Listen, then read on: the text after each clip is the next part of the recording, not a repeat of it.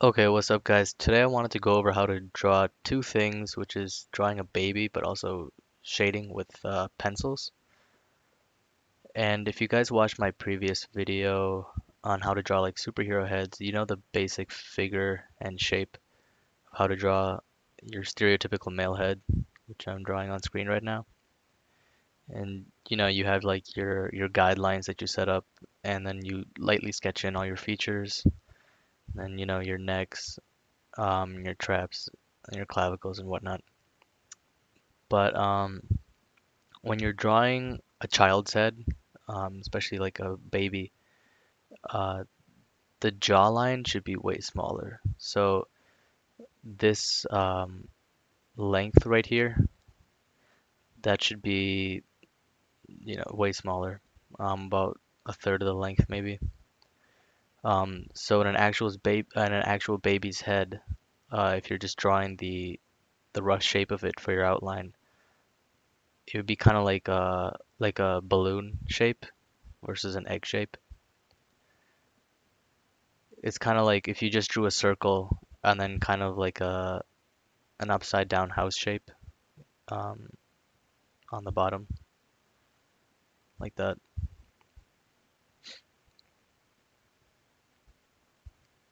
Because as children grow older, that's when they really mature and you can see more, especially with musculature and jawline, it's a lot softer. So you can keep it there for guideline, but you'd have to soften it up a lot.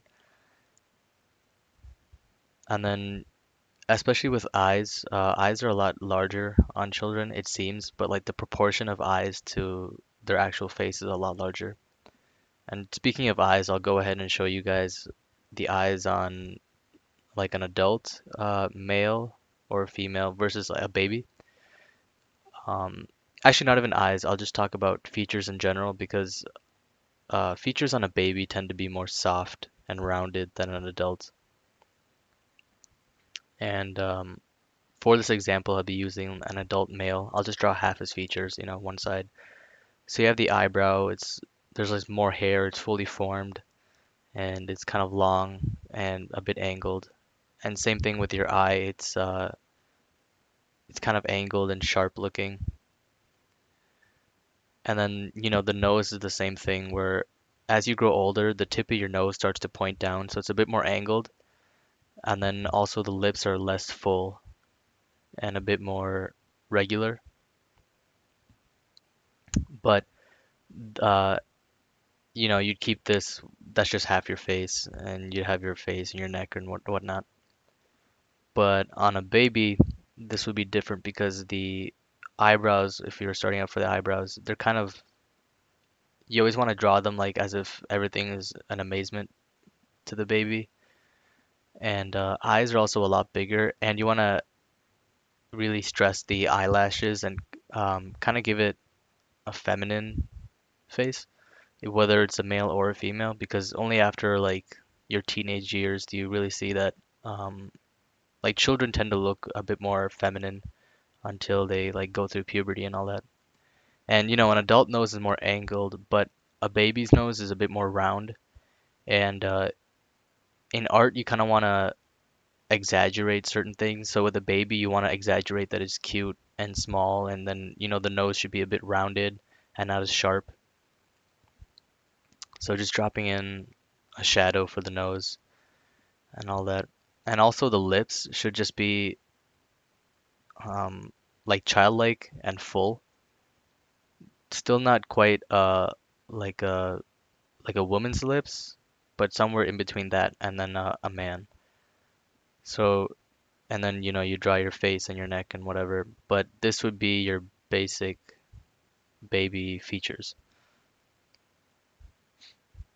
Also, the shoulders aren't as far from the head and they're not as accentuated.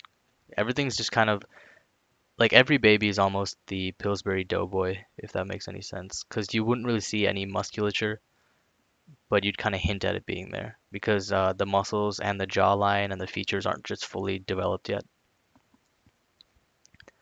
So if this is a super rough drawing, but if you guys are going to go ahead and start drawing the baby as it is, this is what it would start looking like. And also since everything is smaller, you also kind of want to make the pupils in the eyes a lot bigger. Not to the point where it's scary, but still just kind of exaggerate it to the point where it's not that obvious. And talking about hair, I mean, that's just a rough, I just scribbled some hair on there. But to draw hair, you wouldn't draw every strand, but rather the shines and the shadows of the hair.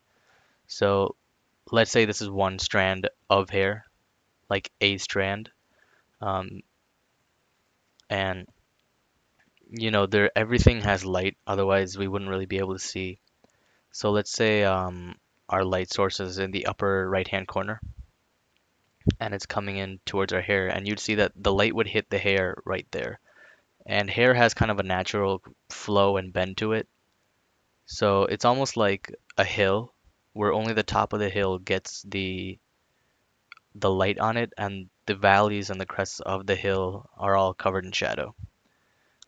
So, that area right there would be very white and light because hair is also kind of glossy and reflective due to like your natural like hair oils and all that stuff makes it very shiny. So for multiple hairs, let's say on like the profile of a human being. So this is the side of a man's head, right? And let's say he has longish hair and it's kind of shiny. So if our light source is again in the upper right hand corner, you can see where it would hit that first wave of hair, right? And so you can kind of start drawing in the hair, but then leave in the gap where that light should be. And again, keep in mind, it's almost like a hill or a wave, and the bottom parts of the hill or the wave don't get any light while the top gets all the light. And then let's say there's another hill because hair is wavy, and so as you can see, it starts looking more like realistic hair. But then also you can add in some shines here and there because some hairs, even though they're in the highlight, they're still dark. And some hairs, even though they're in shadow, they still tend to catch the light because maybe they're out of place or something. And a good way to practice this is to draw like a braid. Um, it's almost like drawing rope, except again, with rope isn't as reflective as a substance. So again, keeping in mind what I said about the hills, you same thing, draw the shadows where the bottom of the hills would be, and then leave in the shines where the top of the hill would be. And you don't want to completely block in black. You kind of want to leave it as strands because that gives the illusion that there's many strands making up one really basic braid.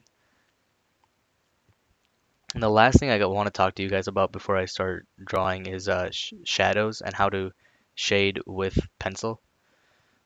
Because pencil isn't like ink in that you can get many different variations in darkness and shade.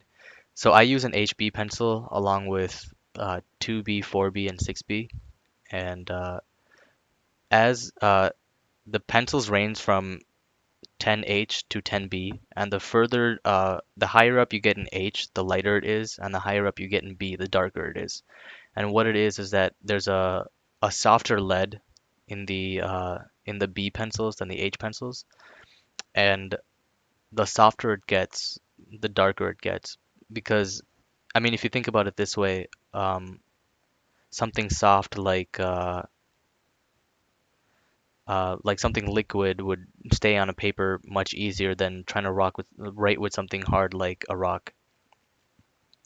And I went ahead and drew like 3D surfaces to apply this to 3D surfaces, and this is something we all learn in basic elementary school, which is that the sides furthest from the light get the most darkness.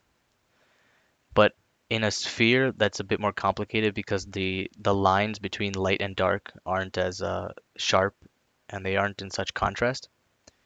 So it's important to think about it this way, as almost tiers that kind of blend into each other, like tiers or levels. So let's say our light is again in the upper right hand corner for all three of these examples, and you'd have your first like spot where the light hits right here, and that's just your first tier or level where the light hits, and then you have your second a bit further down. Um, and at this point, that's less light hitting it, but there's still light there. And then, on where you'd have your third, fourth, fifth, and then eventually your shadow, which would just be a complete black on the ground. And as you go lower and lower, you want to have a darker shade of pencil. And applying this back to our sphere, I'll go ahead and shade the whole thing with HB. HB is basically your regular pencil, like your number two school pencils. It's also just the middle of the spectrum. So if I went ahead and shaded it with my HB pencil, um, I want to cover it fully. But now if I'm coming in with my 2B pencil, I want to leave everything but that initial area of light.